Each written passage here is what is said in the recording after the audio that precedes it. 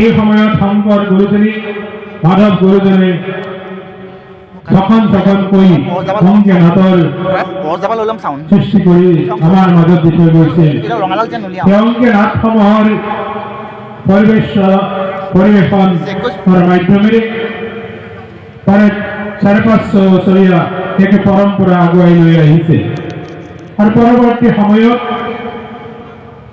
আজি মাতৃভাষাৰ ভাওনা বিভিন্ন ধৰণে ইয়াৰ পৰিপ্ৰেক্ষিতভাৱে আগবাঢ়িছে। কিন্তু ভাওনাৰ মৌলিকতা শংকৰ মাধৱ গুৰুকেইজনাই দি থৈ যোৱা এই মহান চিন্তা চৰ্চা ভাওনাৰ যি মৌলিকতা আছে সেই মৌলিকতা যাতে আমাৰ মাতৃভাষা ভাওনাসমূহেও ৰক্ষণাবেক্ষণ দিব পাৰে তাৰ প্ৰতি আমি আশা ৰাখোঁ। বিশেষকৈ এই ভাওনা সংস্কৃতিৰ মাধ্যমেৰে সমাজখনক একত্ৰিত কৰি নতুন প্ৰজন্মৰ মাজত সত্ৰীয়া নৃত্য বা আধ্যাত্মিক চিন্তা চৰ্চাৰ বীজ ৰোপণ কৰাৰ ই এক প্ৰয়াস হ'ব পাৰে। ভাওনাৰ মাধ্যমেৰে আমাৰ সমাজখনক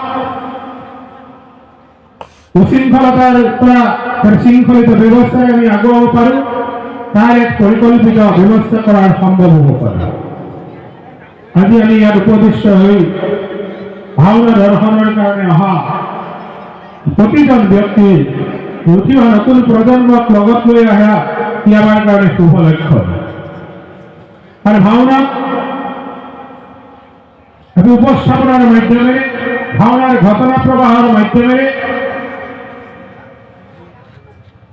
দুষ্টক দমন কৰি সন্ত কেনেকে সন্ত সমাজে দুষ্টক দমন কৰি কেনেকে সমাজ পালন কৰে তাৰ এক দৃষ্টান্তমূলক ব্যৱস্থাৰ মাধ্যমেৰে সমাজখনক আগুৱাই নিয়াৰ ক্ষেত্ৰত তাৰ প্ৰতিশ্ৰুতি উপস্থাপন হয়। আজি বিভিন্ন প্ৰকাৰে ভাগৱতৰ কাহিনীয়ে হওক মহাভাৰতৰ কাহিনীয়ে হওক ৰামায়ণৰ কাহিনীয়ে হওক এই কাহিনীসমূহৰ মাধ্যমেৰে আমাৰ সমাজখনক এখন শৃংখলিত সমাজ হিচাপে যাতে আমি আগুৱাই লৈ যাব পাৰোঁ তাৰ প্ৰতিচ্ছবিৰ মাধ্যমেৰে মই ভাবোঁ এই ছদিনীয়া কাৰ্যসূচীত প্ৰতিখন ভাওনাই এক নতুন চিন্তাধাৰা ৰাইজলৈ দিব বুলি মই আশা কৰোঁ। বৰ্তমান সময়ত সমগ্ৰ অসমতে এক ভাওনা প্ৰতিযোগিতামূলক ভাওনাৰ এক আৰম্ভ হৈছে। মই আশা কৰোঁ প্ৰতিযোগিতা বোলাৰ লগে লগে তাত কেৱল অভিনয় মানদণ্ডৰ ছোৱালী নহয়, মই ভাবোঁ তাত কিমান শ্ৰদ্ধা ভক্তিৰে অভিনয় কৰিছে সেইখিনিও কিন্তু মানদণ্ডৰ আমাৰ প্ৰয়োজনীয়তা আছে বুলি আমি অনুভৱ কৰোঁ। বহু ক্ষেত্ৰত তেনেকুৱা হৈছে যে মাতৃভাষাৰ ভাওনাসমূহৰ সাজ পোছাকৰ শালীনতা বহু ক্ষেত্ৰত ক'ৰবাত কমি গৈছে যেন অনুমান হয়। মই ভাবোঁ এইখিনিও আমি সতৰ্ক হ'ব লাগিব। কাৰণ ভাওনা সংস্কৃতিৰ নিজস্ব মৌলিকতাৰে কিছু বান্ধি থোৱা আছে। সেই মৌলিক চিন্তা চৰ্চা সেই সাজ পোছাকৰ পৰম্পৰা সেইখিনিৰে অক্ষুণ্ণ ৰাখিব পাৰে তাৰ প্ৰতি মই আশা ৰাখিম। বিশেষকৈ ৰূপহী সন্মিলিত সমাজৰ উদ্যোগত যে ভাওনা ছদিনীয়া কাৰ্যসূচীৰে ভাওনা সমাৰোহ হৈছে আজি অকল ইয়াতেই নহয় সমগ্ৰ অসমতে ভাওনাৰ এক প্ৰয়োগৰ আৰম্ভ হৈছে। ই আমাৰ কাৰণে শুভ লক্ষণ। কিন্তু তাৰ লগে লগে আমি লক্ষ্যও ৰাখিব লাগিব ভাওনাৰ যাতে মানদণ্ড আমি সুৰক্ষিত ৰাখিব পাৰোঁ। অতীতৰ যি ভাওনা সন্ধ্যাৰ পৰা পুৱালৈকে চাই থকাৰ সময় নাই। এতিয়া আমাৰ এটা নিৰ্দিষ্ট সময়ৰ মাপকাঠিৰ মাজত সীমাবদ্ধতাৰ মাধ্যমেৰে সেই ভাওনাৰ পৰিৱেশন হয়।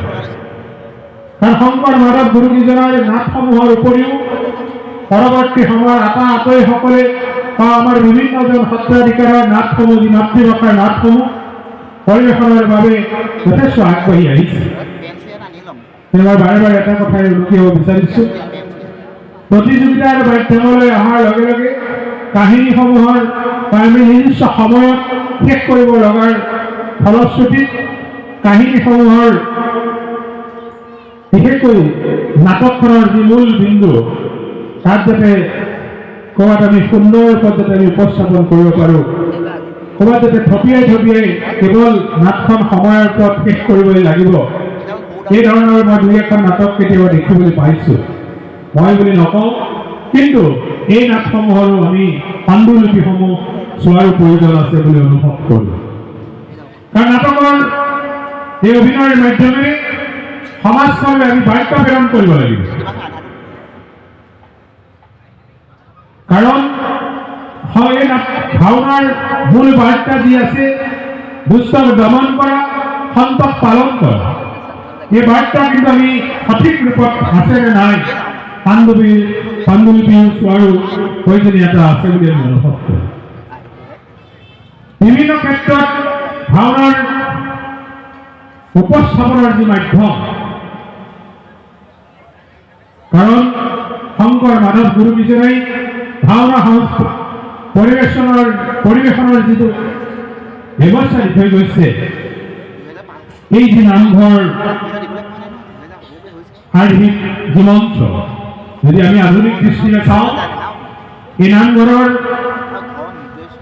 পৰিৱেশনৰ যি ব্যৱস্থা, অগ্নিগড়ৰ দি প্ৰতিজন হাওৰীয়া প্ৰৱেশ কৰা, অগ্নিগড়ত 9 গজ বন্তি প্ৰজ্বলিত থকা, এই নৱবিধ ভক্তিৰ এই গোটেই ব্যৱস্থাটো এক নিৰবিচ্ছিন্নভাৱে যদি আমি আগুৱাব নোৱাৰোঁ, তেতিয়াহ'লে কিন্তু ভাওনা সংস্কৃতিত কেতিয়াবা প্ৰতিযোগিতাৰ মাধ্যমে গৈ এক বেলেগ ৰূপলৈ যোৱাৰ যাতে নাযায়, তাৰ কাৰণে আমি প্ৰত্যেকেই জানি প্ৰতিটো মই ভাবোঁ এই সমাজখন ৰূপে সন্মিলিত সমাজ এই ক্ষেত্ৰত সদায় সচেষ্ট হৈ থাকিব বুলি মই আশা ৰাখিম।